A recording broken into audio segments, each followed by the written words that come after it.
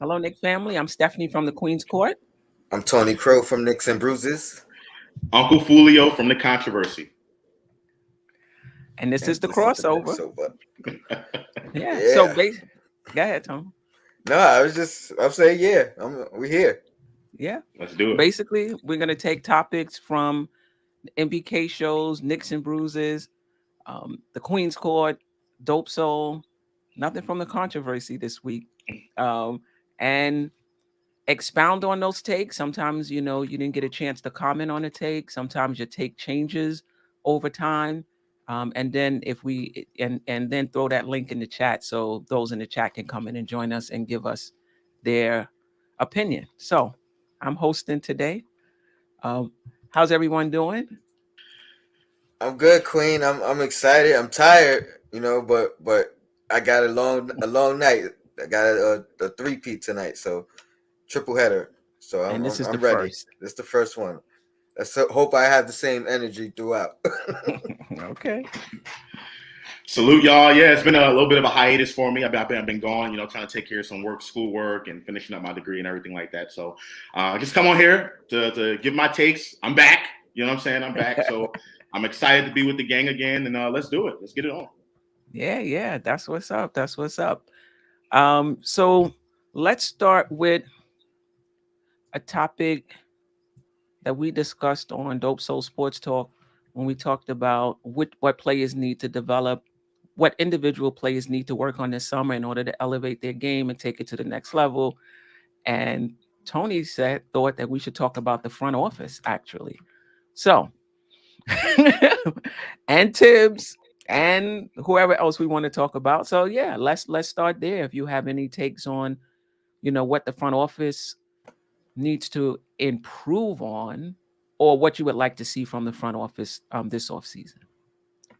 um, I don't mind starting because it's fresh on my mind, and one of the things about this front office that we haven't seen, like they've been very safe. You know what I mean? They've been savvy in the draft. They've been uh able to go back, pick up some assets, do some creative things that way, which I love, and I hope that continues. But at the same time, I feel like they've also been very safe. They've been safe in free agency. They've been safe with their draft selections. So I kind of want to see them go in a different direction in some aspect, some form, and show some aggression. You know what I mean? Make some take some risk. You know what I mean? And now we took a risk last year with Kimba, and that didn't work out. And maybe I didn't think it was as big of a risk as some others, the Queen. But I'm saying target somebody and be aggressive in pursuing them, whether that's in the draft, whether that's a free agent, or somebody under contract that you want and you're willing to pay for it, and go out and get. So I think that's one thing that we haven't seen from that front office yet is some aggression. They've been real passive and real subtle and real safe. I want to see them take a risk, but a calculated risk. Go after I was somebody. about to say. Go after somebody that you want, that, and then be aggressive in it. I want to respond to that. Well, first and foremost, it's only been 2 seasons. This is the third off season of this front office, right? So, I mean, I think as fans, we need to be a little bit patient with the front office. I get it. This team didn't really perform the way we expected them to last season or this past season. But I think the front office has a plan, and they've been executing that plan, really, really well, in my opinion, right? They're not being, giving out any crazy contracts. People said Randle was overpaid. I don't think Randle's overpaid at all. I think his contract is honestly below average for a player of his caliber, in my opinion, right? Randle could have absolutely got more in the open market and unrestricted free agency. So I do hear what you're saying, no, Tone. And I do have a theory. I have a way for them to kind of be aggressive with this year's draft pick. I know we're going to touch on the draft a little bit later. But I think that the front office, for what they've done so far, I think they've done a really good job of just kind of sticking to the plan, not being too crazy. And if something is there, then they're gonna absolutely going to go after it. But you're looking at a weak free agent market right now. It's really not that good. Next season's free agent market is going to be a little bit better, but you really have to get that guy. You actually have to sign that player. We have a bunch of cap space, but you have to follow up on that other end, like the other part of it, which is actually getting that guy to sign with you. So, those are all questions that are still on the table. But I think as far as the plan is concerned, they've done everything that they said they were going to do. And they're just waiting to actually swing the bat. And I have a theory on how they can do that moving forward with this year's draft. And, we're going to talk about that. Yeah, I mean, I agree with both of you. I want the front office to do something. I want to upgrade this team. I think that this lottery year after year after year, for me, it just doesn't, it's just not working. That's just my personal opinion. And we've been doing this for a very long time, hitting and missing in the draft. And maybe I wouldn't feel this way if we didn't have a little taste, last season. But that being said, I want it to be calculated. I don't want them to just go out and give up assets for an over the hill injury prone guy just so we can say we're in the playoffs, right? That's not what I want. At the same time, unlike the rest of the fan base who seems to have a lot of patience, I don't have a lot of patience in terms of just watching our young guys marinate for 2 and 3 years and see which one of them actually turns into an all-star. But like Josh mentioned, on other video casts, it could be both. So if we can, bring in someone that can help us and at the same time, develop some of the youth, I'm all for it. I know it's only been 2 years, but I still think the front office has to improve this team this season. Sorry about that. I didn't catch it in time. Think about it. They were allowed to make a mistake, right? We gave them the grace of making a mistake with Kemba. Some of us saw it from the beginning, Queen. Some of us looked at it from a possibility standpoint. So they took a shot and they missed, and I'm not mad at it, because honestly, I was one of the people that saw it for what it could have been rather than what it ended up being. But no, all right, the next shot you got to make, and you can't be hesitant to take the next shot either. Is what I'm saying. It doesn't have to be a big move per se. You know what I mean? Like if Brunson is your guy, and knowing what the Mavs put out there, be aggressive in trying to dump salary. You know what I mean? Right. That would be an aggressive move for me. Right. Maybe you got to attach a second round pick to somebody to clear up a little bit of space to make Brunson available with cap space rather than a signing trade. So things of that nature is what I'm referring to. And then if it is something big, you know what I mean, it still got to be calculated. It still got to be the right piece for a big move. But I don't want to see them passive. But when you said Kemba was a mistake, and I just want to address that point for a second. I don't think bringing Kemba in was a mistake in the sense that the amount of money that we were paying him, it was a small risk from a financial standpoint. We didn't invest that much money into him, right? So I don't think Kemba was the problem per se. I just think the mentality of how they went about getting that point guard was a mistake. Wait until the last minute. They signed a whole bunch of players from the previous year, which I think they had to do because, again, you have to have at least 12 to 13 players active on your roster. They had 7 after the season where they made the 4th seed. So they had to sign players and they had to get to that cap floor, so to speak, right? And then, adding Kemba, they waited to the last minute to do that when the point guard market dried up and things of that nature. So I think going about it that way, knowing that point guard was a team need that we've been talking about for years, they waited to the last minute to get Kemba Walker and then plugged him into the starting role. And then we all know what mistakes happened after that. So I don't think Kemba itself was a mistake. I think it was a risk that was well-intentioned that they necessarily had to take to bring in the point guard because we needed to fill that role. But I just don't like the way they approached it. And I know Queen spoke about it the whole time and, all the time, even back then. They could have prioritized that first and then worked around the Here, edges. Happening. here's the thing Right. though. If he was the priority from the beginning, like they kind of knew, then they didn't wait to the last minute because they had to wait for the dominoes to fall to even pursue him. But that could have already been the plan. So you can't discredit that. And then I made all those points that you just made about the how much it cost us, only 2 years.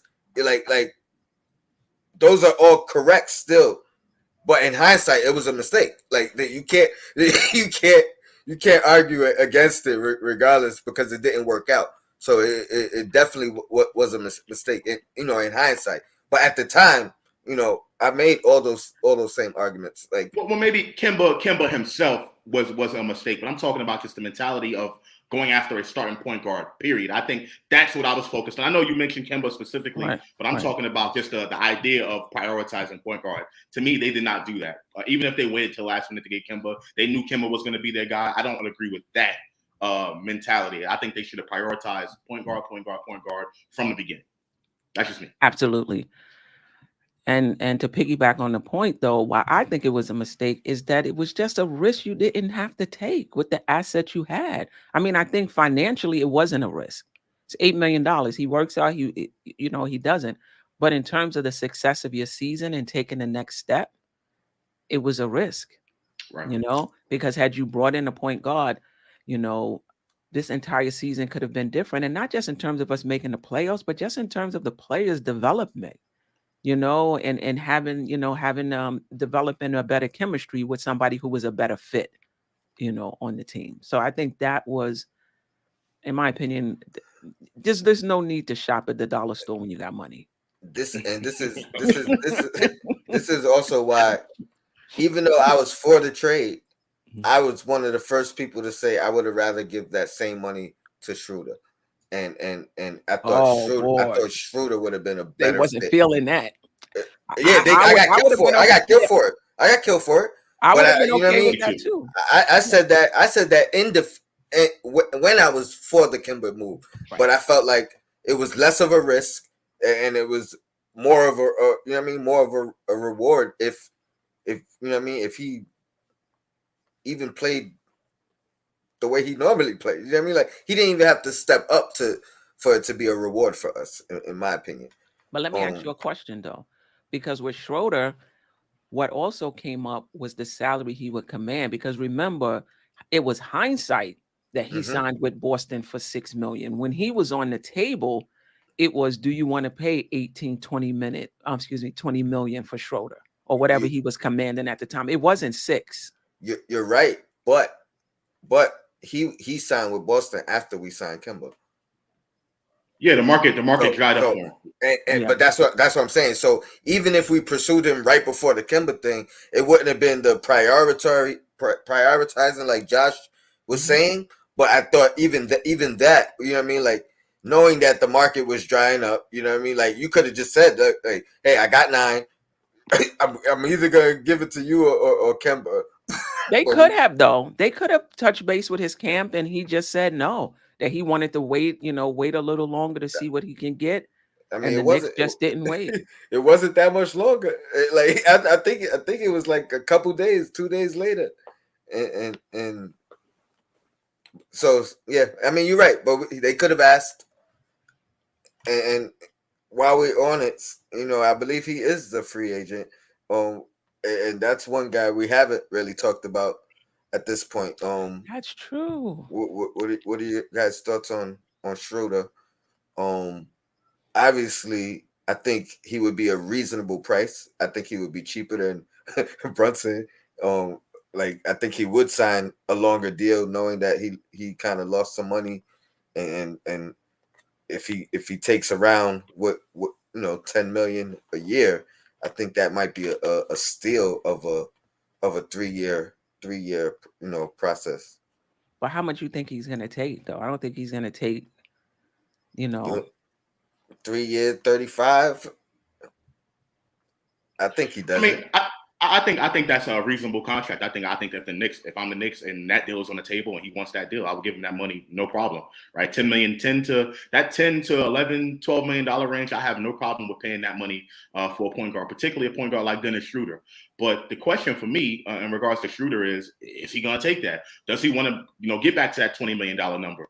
Maybe he held out and took $6 million now, like realizing that he was going to try to get that money on the back end. He hasn't proven, particularly with this past season, that he's going to be worth that money. And I have no problem. Listen, this is coming from me. I have no problem paying the starting point guard $20 million. If you look around the NBA, that's pretty much what starting point guards are making, if not more than that. So I have no problem with doing it. I just question if Schröder is that going to be that guy. I would rather pay Brunson that money because we've seen him and his numbers are going up. He's efficient and all the stuff that I can talk about Jalen Brunson all day long. Schröder, I have a question about him. Is he going to fit with this current team? Am I willing to give him that amount of money over a long period of time? And that's just too many questions for me to go ahead and take that risk. So if it's $10, $11 million, I'll do it. But I take him at the 10, 11 before I give Brunson over 20, which he might command. You know what I'm saying? Like that's the way I'm looking at it. I think that money that you're saving could be spread around and used to help the overall team. I take Brunson. But let me ask you guys this, because he's on the Celtics, correct? Houston. Yeah. Oh, he got traded to Houston. I traded him. Yeah. Oh, okay. Because I'm like, I haven't seen him like play in a minute. I didn't know he got traded again. But I mean, what's best for the team though? Like we signed. Can you guys hear me? My mic. Yeah. Mm-hmm. You going after Schröder because he's cheaper, or you going after Schröder because you think he's the best fit for your team? I think he's and I hate to do this again, but I really look at how well we played with Elfrid Payton and think about the qualities that he did have, not the deficiencies, and trying to duplicate that with some more offense. You know what I mean? Like, so that's the way I'm looking at Schröder as I think he is a good fit. You know what I mean? Like, he's not my favorite point guard out there. I think there's guys better than him, but as far as fit, I think he would be a great fit for this team, for Tibbs, as a defensive guard, a guard that isn't selfish, so he can facilitate. He could average 7 assists a game. You know what I mean? And facilitate. I believe he can. He's not afraid to shoot. Not the greatest shooter, you know what I mean? But it's not going to be the same type of liability as an Elfrid Payton, in my opinion. And then he does other things better offensively, finishing at the rim, getting to the rim. At the very least, just as good, but probably finishing better. Things of that nature. So I think he would be a good fit on his team, even though he's not the best player. And that's another thing we've talked about recently. Sometimes the fit is better than getting a better player. And this is not anything against Brunson. I'm not saying Brunson doesn't fit, but he fits and he's cheaper. So it's not just the money. I think he fits as well. If I had the option of choosing Brunson for $20 million over Schröder at 10, 11, 12 million, I'm taking Brunson all day long. I think Brunson is a much better fit. I think, again, people are going to, scoff at that $20 million number, but look around the NBA, point guards in the NBA, majority of them, at least 75% of them are getting paid over $20 million to man the point guard spot. So $20 million is not a lot of money, particularly in today's NBA and relative to what the point guards are getting paid around the NBA. And I think Brunson just fits better. Mid-range game. He's a winner. 2-time national champion at Villanova that we don't talk about. There's ties to the organization already, ties with Tibbs. I think he would be a great fit. And he doesn't need the basketball in his hands to really be that effective. He can, knock down the 3 ball. He's very efficient inside the arc. I like Jalen Brunson a lot. I know there's some limitations defensively. You probably can't switch him often, but I don't see teams really going against Dallas and pointing at Jalen Brunson and saying, pick on him. He's been holding his own. That's a fact. I've been pointing that out as well. Like, he doesn't get targeted. He does not get targeted. But this is what I will say, though. He does play a little. He can play off the ball, but he does play a little bit better with the ball in his hand, off the pick and roll. Because when Luka came back, at least maybe it took them a little while to get back in sync. His production did, drop off a little bit because Luka's, usage went way up. Brunson and Right. Dinwiddie wasn't really seeing the ball. Took him a little while to get in sync. So he could play off the ball, but I think he is best on the ball. And I think for us, what do you guys think? Like, I would prefer to him to take the ball. Let Randle, if he's still here, get to his spots. Let RJ even get to his spots, and just let Brunson have the ball and set those guys up. No, Queen, I totally agree with you, but I'm just talking about what he you know, I guess what I'm trying to say is I don't want a ball dominant point guard. I don't want a ball dominant point. I think that can create a lot of trouble, so to speak, particularly RJ getting his touches, Randle getting his touches. I don't want that. I want a guy who can take over whenever he needs to take over and take control, but not necessarily someone who's going to be ball dominant, like the Trae Youngs or the Ja Morant, stuff like that. So I think Brunson, for me, I think he fits that, great, because we know when he has the ball in his hands, he can be able to put in some work, but also he is willing to be passive and let others take over for a minute. But I think when it comes down to it, he can set the offense, orchestrate the offense. And again, his mid-range and that pick and roll, I think that can do wonders for this team. That's one thing this team was missing. A mid-range guy who can knock down that mid-range jump shot in that middle of the floor area, and also pick and roll. We need to have a better pick and roll ball handler outside of RJ. I think that will make our offense a little bit better. I would agree. Yeah, I definitely agree with that. Well, can Schröder, like, I've seen Schröder play, but I'm not really tuned into his game. Is he effective in the pick and roll? How did he get his shots? Is it mostly driving, finishing at the rim? It's pick and roll. Yeah, it's pick and roll. Schröder can do that. There's no doubt. Like, I agree with Tony. I think Schröder can fit.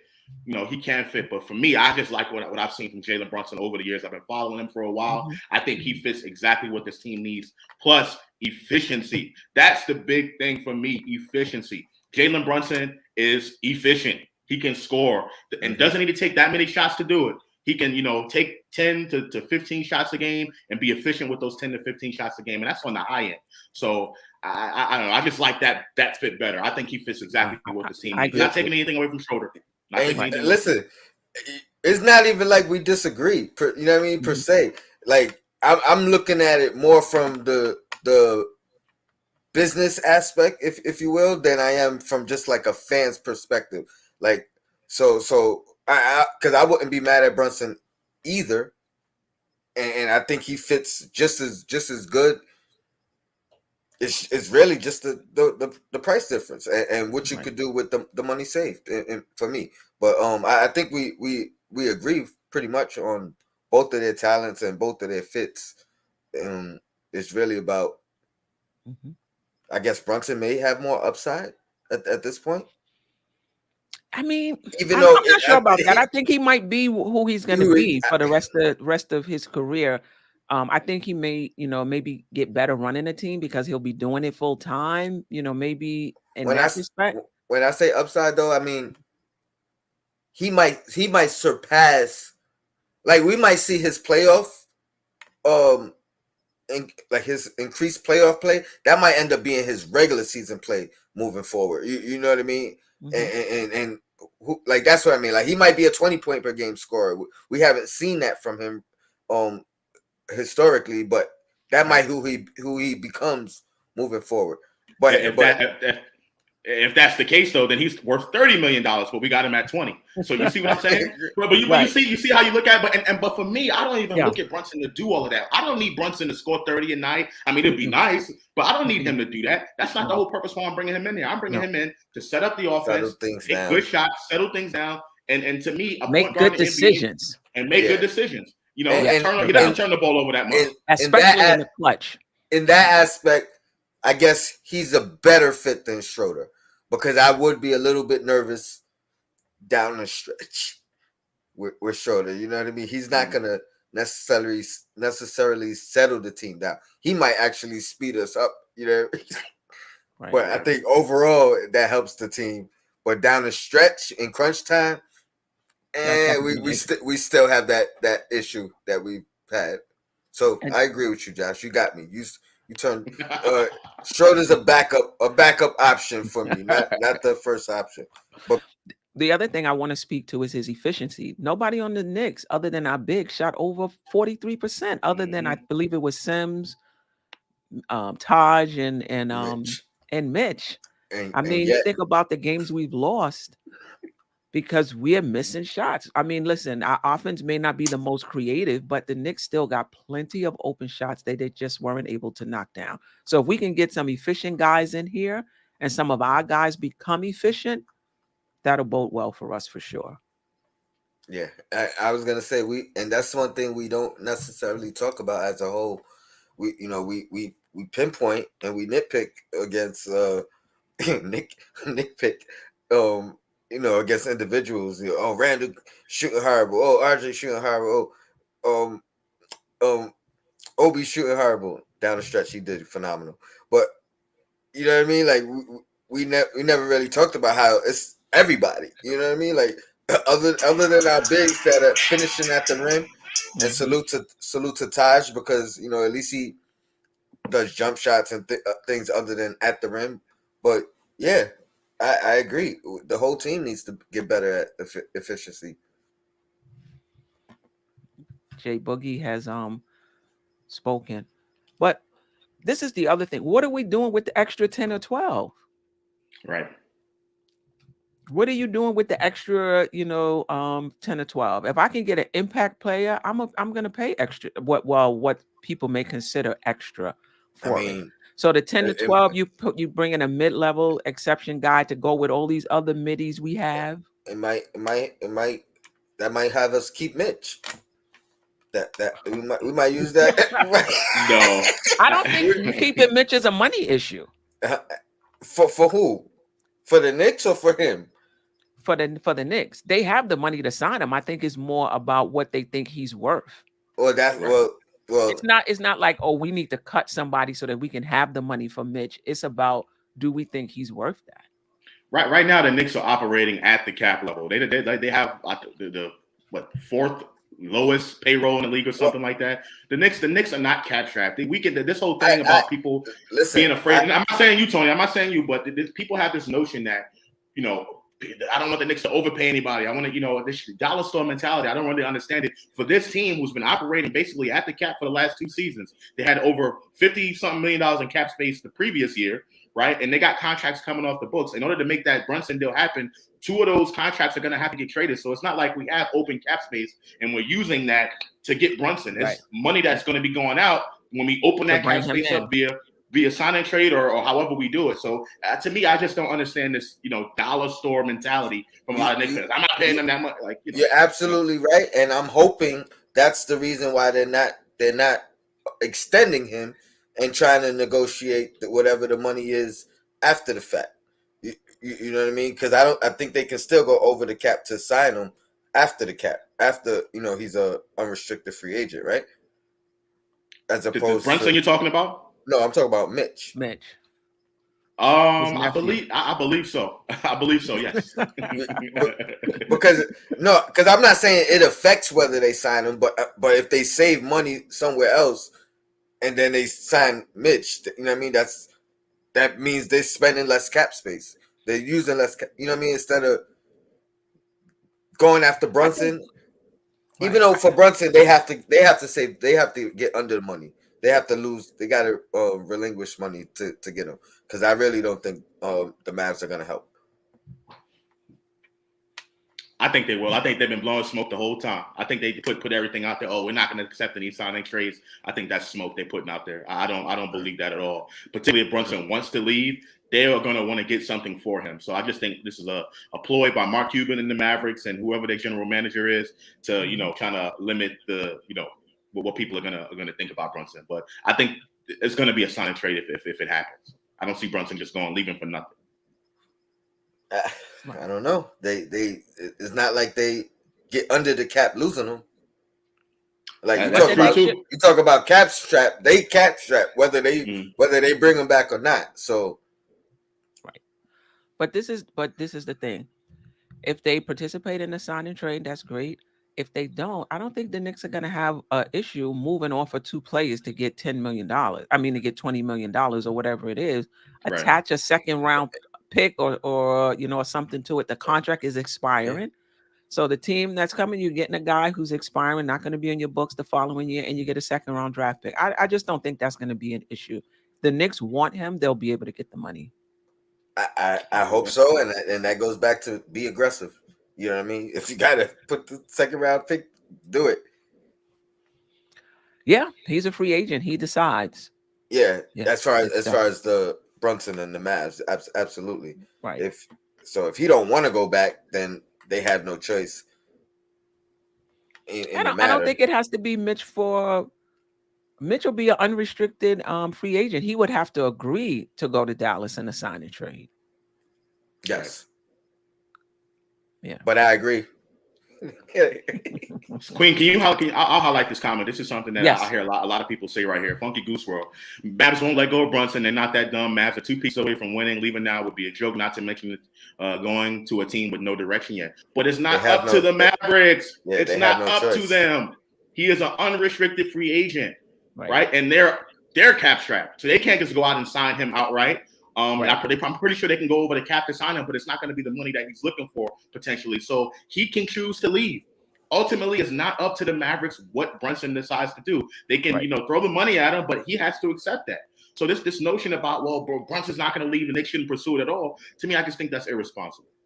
And I guess even losing him for nothing from the Mavs standpoint, that's not entirely up to them. You know what I mean? Like he has to want to help them, and the other team has to want to help them as well. If they have the money to sign them, they don't have to do anything. You know what I mean?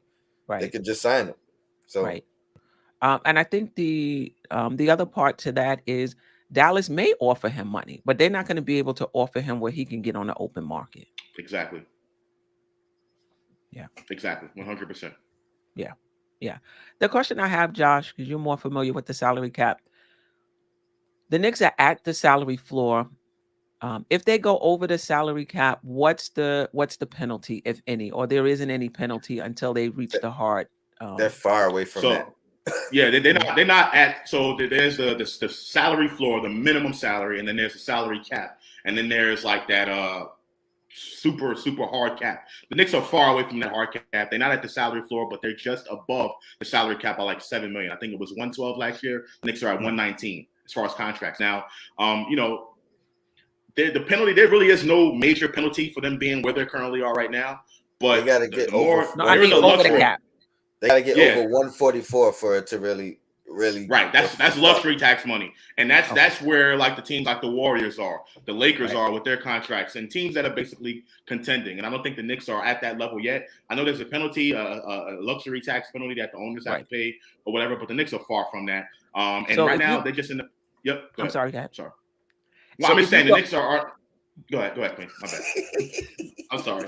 Go ahead. So basically, you could go over the cap, but not reach the luxury cap. So if you're in that space where you're over the cap, but not in luxury tax territory, what's the limitations when you're over the cap, but yet not in luxury? Is it that you can't? You can only use the mid-level exception. Is like you can right the exceptions and all those exceptions that the NBA soft cap has. You can use all of that to bring in players and all of that stuff. But you can't you don't have any open cap space as far as you don't have any open free cap space to go out and sign unrestricted free agents unless it's via sign and trade. Okay, and going over the cap would only be for your players anyway. Correct. Yes, but you can only go over the cap for so that would be Mitch and RJ who's coming up, and Cam if they choose to extend them. From what you know, where the Knicks are on their salary cap, if they extended all three of those guys, would they be at the luxury? Depends on how much. And it'll only be for 1 year. Right, it'll only be for 1 year because you have the contracts coming off the books in the following season. Right. Atlanta's another team. Look at Atlanta. They extended all their guys. Trae Young. What's the guy? The shooter. The redhead. Herder. DeAndre Hunter. Collins. They extended for big money after there was a question about whether he was going to get paid that. And now they're in a situation where they have no money. So they have to come off one of those players at some point in order to take the next level. Right. And I just don't want the Knicks to be in that situation. Yeah, we value our young players a lot. We want Mitch, we want Obi, we want RJ to all be here long term. But if we do what the Hawks did, right, we're going to be in that situation where we can't really improve without coming off of one of those guys. And the difference between us and the Hawks They got Trae Young. They have an all-star caliber talent that their whole entire franchise is on. And everyone's hoping that RJ Barrett's going to be that guy. I just don't see that yet. We still don't know. So that's the thing where I'm kind of with the Knicks, like, yeah, let's continue to build, make trades. I'm not really stuck on any players at this point. Let's continue to make trades, continue building the team. People are going to have their favorites, RJ, but let's Mitch. Yeah, Mitch, let's take our time and realize there's other players out there. Let's stop overvaluing our own sometimes. Listen, are the Atlanta is at the luxury tax I believe territory? So. Yeah. They over. Yeah, and I think we was talking about this. I forget on what show. Is that you don't want to be in a situation where you're paying luxury tax money for a team that's not even contending. Like, you don't want to be in that situation. The Lakers. Yeah, but we're nowhere near that as far as the salaries.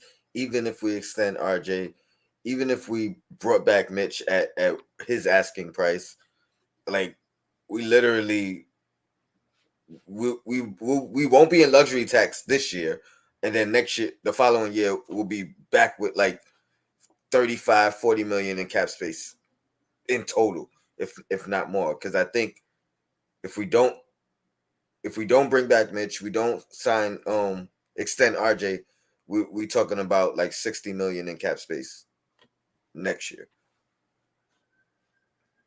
Got it. Yep. Okay. Do we want to continue? I know you wanted to talk about Tibbs. You wanted to talk about RJ because you didn't get a chance to give your views on the show. As far as RJ, what one of the things that wasn't mentioned, or at least I didn't hear you say that was mentioned, was of his free throw shooting. I think that'll be a big if he could get that in the 80 range, 76 range, you know what I mean? I think that'll make a big difference in what he's able to do. But obviously the efficiency, number one, I think he's pretty good with his handle. I don't worry about that too much, but I would like him to continue working on his facilitating, not being so much of a tunnel vision. He did great this year down the stretch. But yeah, he can always keep improving that. Read the defense and make the right reads. But I'm not worried about him. I agree with everything that was said with Grimes. Cam, I think you said his aggression. I'll take it a step further, because I don't want him to be over aggressive in trying to reach his goal. You know what I mean? Like, he feels like he's a star, and I love that. But with this particular team, it's gonna probably be, at least immediately, it's gonna be about finding your role, and then like Mark Jackson always says, be a star in your role. You know what I mean? So figure out what your role is on this team, and kind of just be elite at that first. You know what I mean? And then as you get that down, you could blossom into who you're gonna become.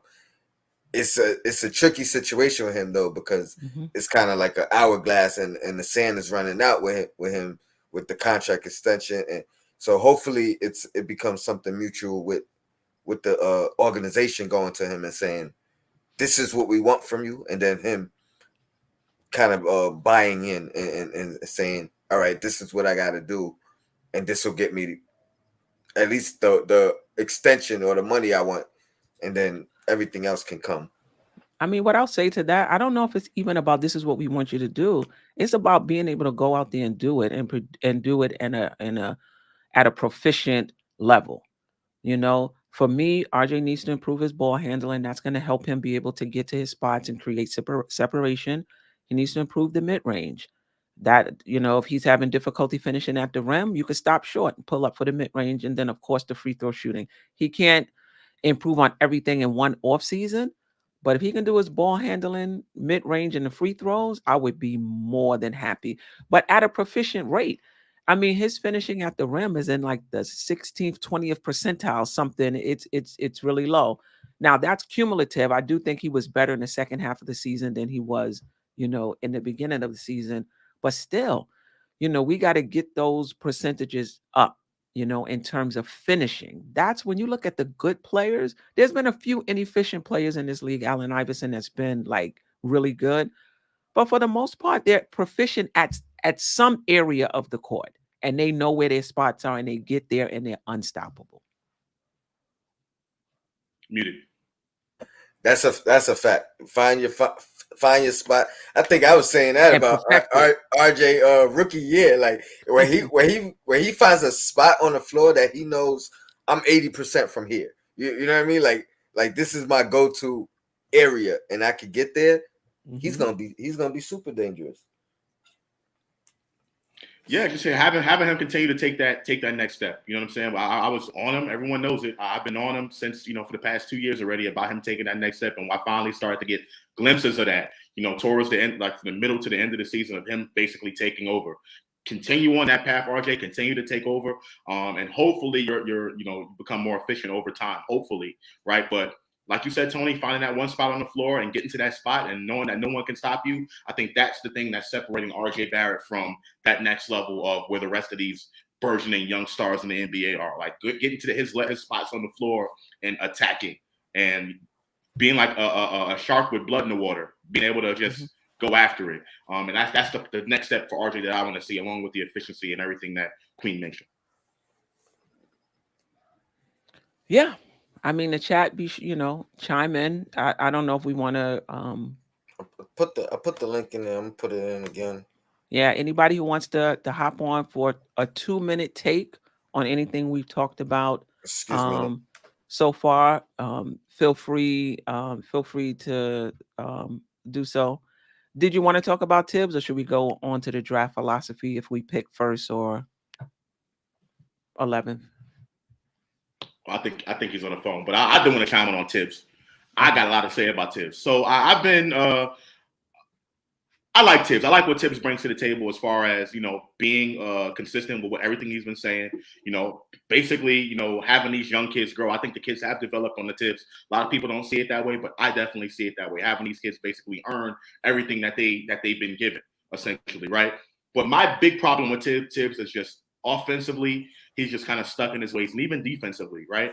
I know Tony and Sim like talk about it all the time, maybe incorporating a zone in there, but this whole thing with having just a rim protector, at the basket, I think that limits us. If you look at a lot of these teams in the playoffs right now, they have bigs who can be able to switch off of fives, off of fours, and that's what makes their defense better. Boston, Miami, teams that can be able to do that, and I think that's what we need to start doing. Basically, have guys out there who are switchable bigs. Right. And from an offensive standpoint, our pace is just slow.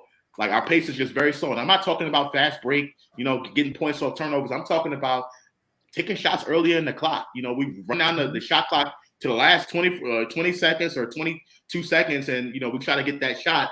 But we just need to get more shots in there. I think we'll score more points that way. So Tibbs just needs to improve in that area. I know he's kind of stuck in his ways, but hopefully, I'm hoping that depending on the players that we bring in, we can be able to kind of change his mind a little bit and have him experiment with some other things. Yeah, I agree. And even if he doesn't do the zone, and we have to have the plays for this, more traps. I just feel like whatever team we're playing, change the defensive plan based on that team. And that's something that I admire in Miami. They'll just come out with something that I haven't seen, for a minute, because they feel like that's the best scheme against this team. I agree, Queen. I'm sorry. And second is offensively, I think we can get Fournier more involved. I think Fournier can handle the ball. I think he's more than just a 3-point shooter. I get it. He has to take a step back because you got RJ handling the ball. You got Randle handling the ball. But that can change. I don't think Randle has to handle the ball that much, Right. And I think you can run a pick and roll. I think he's okay in pick and rolls, if I remember. But some offense where he's handling the ball more. He has a very good IQ, doesn't turn the ball over a lot. I think we can use him better. Definitely agree with that. Can I just answer this point, because it comes up a lot, and I think I started D Coolest 718. I thought he was trolling. Yeah, probably. But it comes up a lot. But this is what I want to say, not necessarily particularly Josh. Takes change over time. I mean, you'll give a take on a play or on a situation. That's how you feel at the time, given the information you have, given how you're thinking at the time.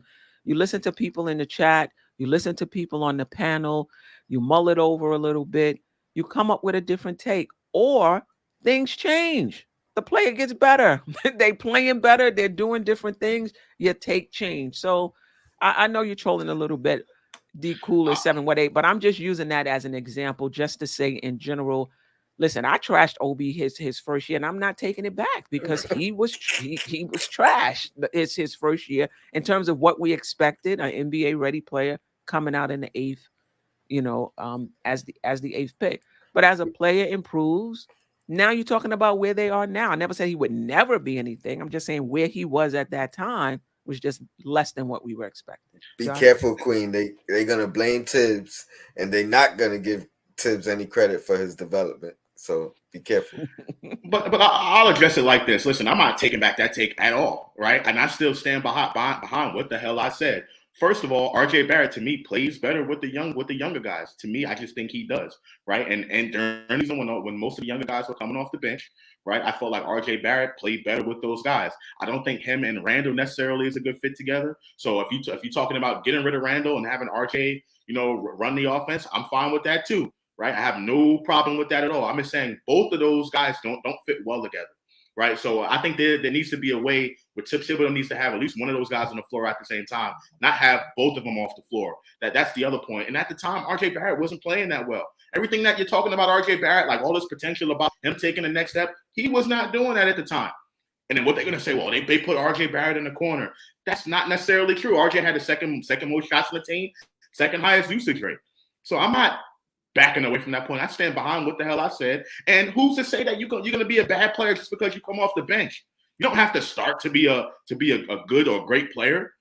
So I just think people are kind of taking that my words and running with it. That's fine. I'll be that guy, but I stand behind what the hell I said, and I'm not backing away from it, not one bit.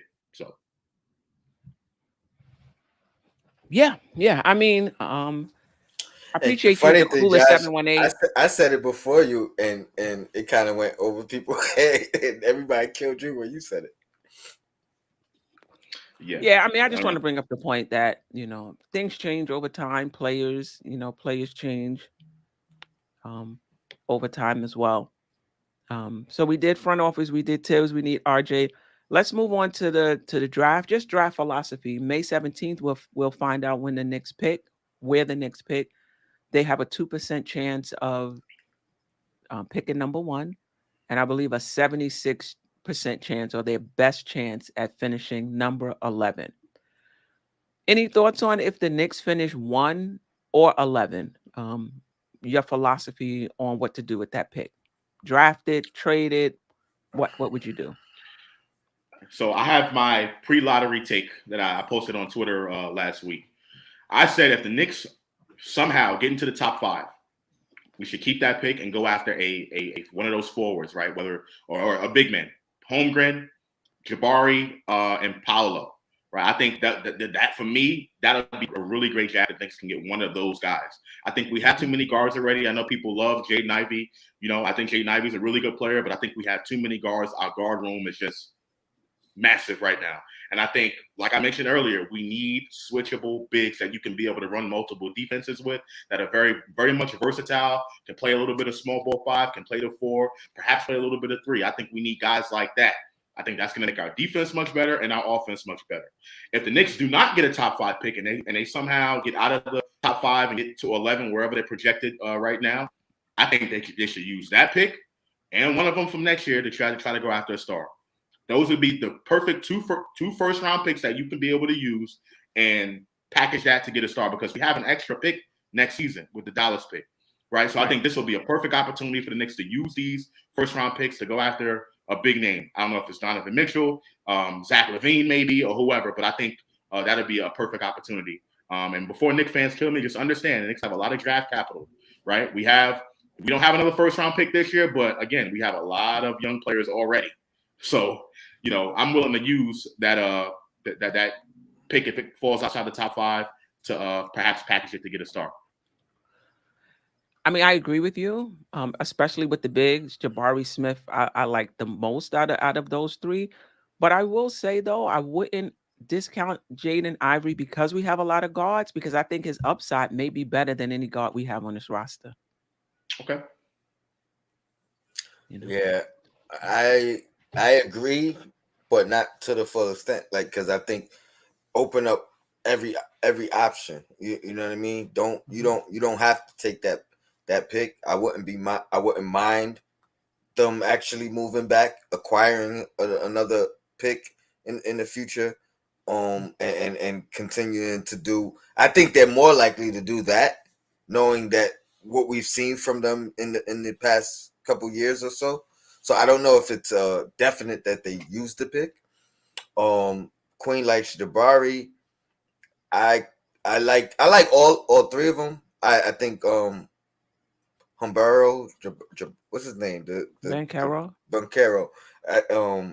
He's the guy I'm least I would least want. So like if we got the third pick, I probably would look at somebody who's willing to trade down, maybe do a swap pick and give us a future first. And I'll be open to that, especially if it's in with the range. The first pick or the third pick, you're saying? Third, where I think Chet and Jabari are gone. I don't know if I would want Paolo on this particular team, and it's not against him, but I think he's the least likely to be able to play multiple positions, whether it's moving to the 5 or moving to the 3. Where I think Smith, you could at least, I think he can move to the 3. You might be able to see him in some small ball 5. Chet, I think ultimately he will be a center, but he's gonna have to kind of play the 4. But maybe you could see him at the 3 a little bit in a Karolinko type role. So I would stay with 1 and 2. I would probably look to move down at 3. And yeah, we're gonna get into more details. So you're taking Ivy over Banchero. Yes. Would you do that? Okay. Yes. And that's why if I'm keeping 3 and I'm not moving, I would probably take Ivy. But at the same time, I'm not so sold on Ivy to where I wouldn't move down from 3 to 5 or 3 to even 7 maybe, and still be able to pick up a guy that I like in that range and pick up an asset, and not necessarily But that. do you think we have enough assets though? I think we have enough Right. I mean, I guess you can argue that you never have enough, but the assets are not for us to use later. Like when I say acquire a draft pick, that's another treasure chest piece to put in a big package and make a big move whenever that time is right. So gotcha. Yeah, I'm not saying we drafted all these draft picks. And I kind of see where Queen is going, and I kind of agree with what she's trying to get at. I think we do have enough, like trading down to get 2 or 3 more draft picks. To me, for the Knicks, it doesn't make any more sense because we have a ton already, right? To me, if I'm going to trade that pick away, I'm going to trade for someone who's established, who's a star in the NBA. That's why I said top 5, because she made a good point about Ivy. Ivy does have some superstar potential. If we're bringing him in, probably gonna say goodbye to Deuce at some point, or quickly, or whoever, right? Maybe even RJ. But I didn't say that. But that's why I said top 5. It's kind of fluid because that right. In those top 5, you're gonna get either Ivy or one of those forwards that I like. I just would prefer a forward or a big who can be able to switch. I think that's gonna do great things for us offensively and defensively. That's what here's the thing: you never know. One of those guys could slide. Somebody could jump Ivy potentially. Somebody could jump one of those 3 bigs if it's not a fit. You know what I mean? Or if you like a particular guy, talking about us or another team, you know what I mean? If you like this guy and he's gonna like chance, or if you like 2 guys and one of them are gonna be there at 6, you know what I mean? Like you might not have the option to choose between the 2, but for sure one of them is gonna be there at 6, and you got 4, and you could move back 2 spots and pick up an asset and still get one of the 2 guys you want. Like it's a no-brainer. You gotta know that though, Tone. I mean, know. A lot of times mathematically you do. Like that's why you got a whole board of who you like and who you would want. But I You think know what that I mean? works best when the talent is in on the same level. I think that there's it seems to be a drop, so they saying after 4. I haven't really delved into it other than the top of the draft. But We, that's what I'm hearing. Yeah, you're thinking about like Mavericks and Hawks when they did the swap for Trae Young and Luka. That's something like that on draft night. especially if they want the guy, Paulo, for instance. If I'm not interested in him, but there's a team a couple spots down that absolutely wants him. You know, I might grab him and then dangle him, but I might work out the trade, work out the trade after the fact. You know what I mean? You know what I mean? Right. Any thoughts on this? I mean, again, I haven't delved into it a lot, but I have been doing some work on Ben Carroll. I think I just think offensively, he's a very skilled power forward, just in terms of at his size 6'10", the handle that he has, his ability to get to his spots for his size. I think that's a little different than Obi. I think that's something that Obi would definitely need to work on to get to that level. Now, defensively, I have heard that his defensive awareness is Mhm, not that great. mhm. So if in that comparison, yeah. Yeah, And Paolo's a bucket getter. I don't think Obi's at that level yet. Obi. I mean, Paolo, when he gets on the floor, he's not going to be looking to set picks and not look at the rim at all. That's not his game. He's going to go after it and get some shots up. So I don't agree with the Obi thing from the offensive standpoint. But defensively, I have read the same reports. I did watch Duke play a lot. I think Vaquero could get better on the defensive end, but I don't think he's as much of a liability as Obi right now. I mean, he has the tools and he has the footwork. He should be a better defensive player. I think a lot of the question marks is defensive effort more than ability. Yeah, And IQ defensive IQ has been a question as well. So right. like he misses, you know, when the effort's there, he does good. You know what I mean? But Yeah. he He's better on the ball. yes, He's absolutely. better on the The ball IQ than thing off is ball. off. The IQ thing is off the ball defensively. Um, on the ball, he's good when he's engaged. I, I I don't know about that. Uh, Offensively, yes, he has a bigger arsenal. Like he can do a lot more with the ball. He can shoot. He can post. You know what I mean? Like the other guys have more limitations. The other two guys, I think, have more question marks. Like he's gonna come in and get buckets. I wouldn't be I think surprised if Smith he. is going to come in and get buckets too. Oh yeah, oh yeah. I I mean, I his I I, I don't. He'll have. It's about having the option for him with Smith because he's limited in what he can do. So if he comes in and is in the right fit, the right role, the right team, you know what I mean? Like yeah, he could get buckets, but I nah, don't. You think Tony. Smith is going to be a guy that they go to or they look I think for he has open that. shots? I think he has that potential. Mm. That's why He has. he's going to be drafted where he's drafted because Yeah, I he think has he that. has that potential. You see I his shooting stroke, but that's the ability to get his shot off, even in the mid range as well. Now he that may is not be a true. great post player, but he's going to be able to get his shot off. I agree because of his height, he's going to shoot over anybody. They talk about his shot as one of the hardest to block and one of the purest shooters in the draft. That's without a doubt. And then his defense, phenomenal as far as guarding multiple positions, uh, guards on the perimeter, whether it's a guard, small shoot guard, whatever. So I think those are like his strengths is going to make him a guy in the league like a 10-year pro for sure. But if you're betting on who is gonna be a superstar, I would put my money on Paulo first. Oh Or, no, I would. I would.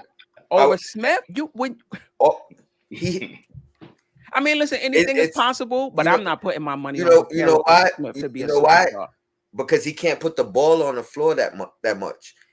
Like he can't get to the rim that well. and he can't post them. So But he's listen, limited to. There's one aspect that you have to stop with him. But listen, you talking about right now coming out of college. We're Mhm. talking about a game that's developing as well. So who's to say he won't be able to? He can shoot in the mid range. He has a jab step, so I think he's going to be fine in the mid range. He has the turnaround jumper as well. I think his offensive game, like somebody just said, is next level. Banchero may have a better dribble game, but will he be able to do what he's doing in college at that level? We shall see. You think Smith is gonna be better than what's his name? JJJ on He has the potential to be, in you my think opinion. you think I mean he can be better. But I think that's a good comp for him. You know what I mean? Like I wouldn't expect better than Triple J. Read. I mean, I don't know. We're gonna get into it. We're gonna get into I it mean, in he has a high couple ceiling. minutes. He has a high ceiling I agree, and a high floor. and a high floor. And a high floor. I agree. I will he say plays this. both in, and I think that's what changes him from Vaquero. He's going to be a two-way player in this league. His floor is a 3-and-D guy now. I agree. But when you're talking about a guy that is going to be the go-to guy for the team, I would bet on Paolo before I bet on Smith. His ceiling is not as high though. Just in terms of, I mean, maybe I'm reading the wrong. Maybe I'm reading the wrong. I went through a bunch. We'll get into it. We'll figure it out. And I could be wrong, but and all the information that I gathered, none of us know. It's like I gathered from so many different places, and I kind of didn't. I kind of just took a little bit from here, a little bit from here. So Josh is very quiet. Josh, who has the higher upside in your opinion right now? I haven't really watched Smith play that much. I watched Duke. You know, obviously I'm down here in North Carolina, so I've been watching a little bit of Duke. And then Paolo is that guy for the Duke team. Like there's no ifs, ands, and buts about it. But from everything that I read, I just hear that Smith is going to be this next level kind of player. And I've seen some highlights. I think he has the potential. He can stroke it. He can shoot the basketball. But some of the concerns is that too. Like, was he considered the guy on his team? Because he played with another guy, right? Or he but Paolo was the best player on the Duke team. He was. No, I'm talking about Smith. I don't know. I haven't watched much Auburn. I haven't watched much Auburn games. Now there's another guy. Whoever else, if he was, but we don't even know his name. Yeah, that tells you what you need to know. You're right. But I watched some games. Is what I was saying, and that's the thing with me with college. Like when I watch these games, I don't even know anybody's name. You know what I mean? I kind of figure out their names later because I catch random games, so I might know a number. But I remember Jabari Smith because they was talking about him in the game that I was watching. But he was like the highlights look great. When I watched him, he underwhelmed a little bit. I mean, it's one game. He did struggle in games, but Pachero struggled in games as well. Absolutely. Yeah. I mean, against UNC especially. Yeah. Right. And I think that was my first time seeing him. And I was like, I know this is not not the guy everybody is talking about. And the funny thing is, even when I first saw Chet, I heard the name, but when I seen him, I'm like, all right, I see why everybody thinks he can be, you know what I mean? But he lacks aggression. There's a bunch of things with him too. Yeah. And so I'm not sold on any of them. And if I was going for the safest pick, it would be Jabari to me. But if I was trying to hit a home run, it might be one of the other two. And the only reason I put Chet above oh my God, the kid from Duke is because he's gonna have the potential to play multiple positions. Where I think Paolo is gonna be a little bit limited in especially with the defensive limitation. You know what I mean? Like can you guard a 4? Can you guard a 5? Can you guard a 3? Like, is there one position that we could put you at defensively where you could at least be decent at? You know what I mean? Yeah, because I think if we talked about this before, if your defense is not good, your offense has to be on just another level. Right. To compensate for that, where you're willing to, take the chance of, not even take the chance, you're just willing to just give up on the defensive end with this guy because what he's bringing offensively is just over the top, like Trae Young. Trae Young. Yep. Yeah. So I don't know if you want to keep going a little bit. I'm gonna jump over to the Knicks and Bruises. All right. Yeah, I don't really. The last thing we had on the list, and somebody asked to. The last thing we had was the Randle for D'Angelo Russell trade, which is not something that I would do. But yeah. Ultimately, if I'm going after Russell, I want him with RJ, with Randle. You know what I mean? I'm not trying to move one of these guys in place of Russell. At that point, it's just a salary dump because his money's coming off the books anyway. The question is, are you going to want to extend him? How much are you going to extend him for? Signing a guy like that, plus RJ, plus Randle, and if Fournier's still here, that can get us at that luxury tax level. If and can you win with that team, right? So to me, it just doesn't make sense right now. If the Knicks are all in on free agency and they want to save a ton of money, then it makes sense. But to me, I don't like the idea of that. And same with Russell Westbrook. Like I'm not, I think for the Knicks, if they trade Randle for Westbrook, it's kind of the same thing. Basically betting on a bunch of cap space and signing free agents. And the last time we did that, we bought back basically the whole team from the previous season. So you gotta be sold that you're actually going to bring someone in with the cap space that you have. So to me, I just don't think it makes sense right now. I think the Knicks have enough cap space going into that following season, and I think it just wouldn't make sense. The team wouldn't do better, in my opinion, between Randle and Russell. So yeah, and I think the other thing is he's another inefficient player. I think he's the most he shot is 44%